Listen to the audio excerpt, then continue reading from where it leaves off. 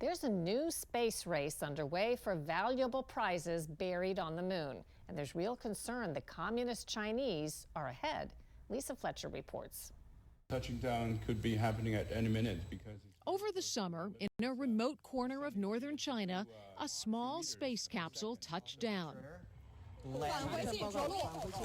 It's landed. You can hear applause from the ground control and command What center. made this event important is that it's the first time any nation has brought back soil samples from the moon's far side. All part of an ambitious series of Chinese lunar missions and evidence of a new space race that's focused on the moon, with the U.S., China, and India all in the race. The prize?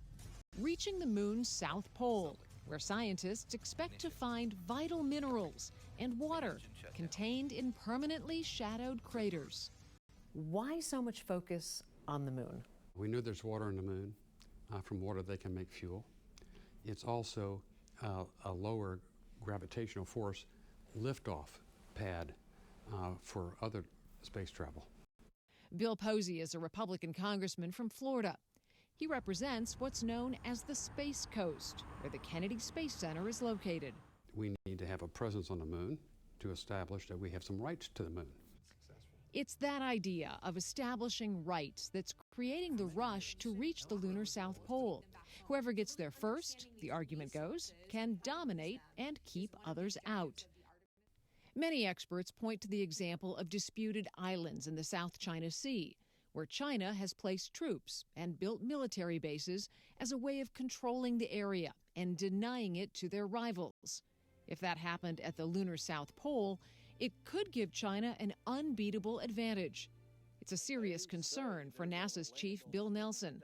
He's been sounding the alarm for several years over China's plans. If there's water, there's rocket fuel, hydrogen and oxygen. The Chinese get there, it's always the possibility that they say, you stay out, this is our exclusive zone. Professor Everett Dolman teaches space strategy at Johns Hopkins University and the U.S. Air Force Air War College. He's also a veteran of the National Security Agency. The Chinese have done something that in retrospect seems quite obvious, but in prospect was not talked about very much. They have decided to put a research base on the south pole of the moon.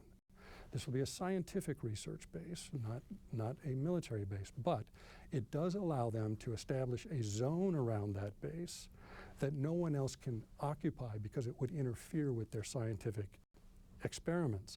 The United States also has plans to build a base near the moon's south pole, but NASA's Artemis program has been beset by delays, while China's mission schedule seems to be on track for now. For the Chinese, their entire space program, commercial, civil, and military, is all under the People's Liberation Army. There is no distinction. And the Chinese have also said, and the Russians have also said, that if you can control space, you can control the destiny of the future. You control basically all of humankind. And so the stakes could not be higher.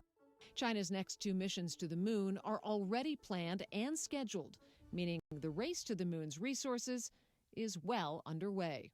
For Full Measure, I'm Lisa Fletcher in Washington.